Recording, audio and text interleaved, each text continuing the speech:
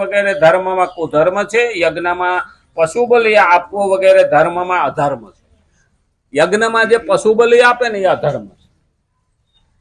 આપણે હકીકતમાં પશુને કાપીને જે ચડાવીએ ને એ તો આપણી દાઢગઢ છે. એટલે આપણે ખરેખર એમાં એવું માનીએ છીએ કે મેં માતાને બલિ આપ્યો. માતાને બલિ નથી જોતો, માતાને ન જોઈ. આમ તો ખરેખર ટાઈમ થવા આવ્યો છે. આજ તો આ ફકરો પૂરો નહીં થાય, પણ એક થોડુંક આ બલિ ઉપર બોલી દો.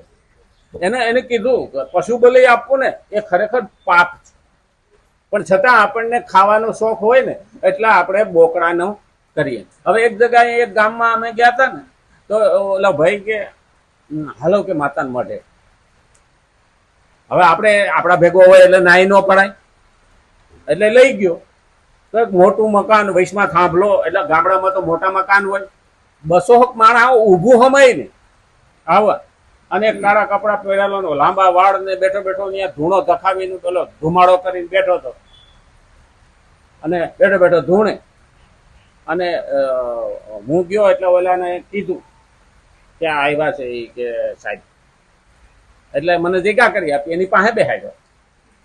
તે બોકડાને હાર પહેરાવેલો અને માથે કંકુ સાટેલું બધું તૈયાર કરી. એટલે મેં કીધું હારું આજે આનો વેતરી નાખવાનો લાગે, એટલે પૂછાય તો નહીં. એટલે મેં કીધું આ માણાને વસારે આ જનાવર કેમ લાય આપ્યો, આને કેમ હાર પહેરાવ્યો? એટલે પાછા એની પાસે બેઠા હોય એ કે ને અરે કે આ તો માતાને ધરવાનો છે પ્રસાદ. હે આજ કે માતાને ધરવાનો છે કે કાપીને આપવાનો છે કે આ તલવાર પડીને.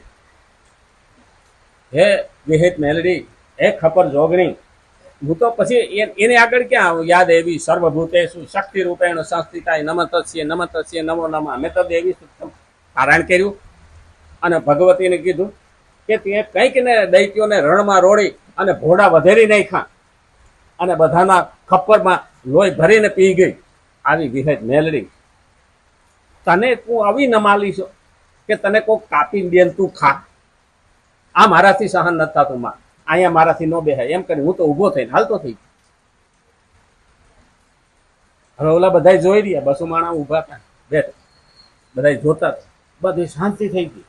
મેં સ્તોત્ર બોલ્યો એટલે ઓલા થીજી રહ્યા અને હું તો ઊભો થઈને આવતો રહ્યો કે માં તારી પાસે બેહવું આ ત્રણ યોગ્ય નથી.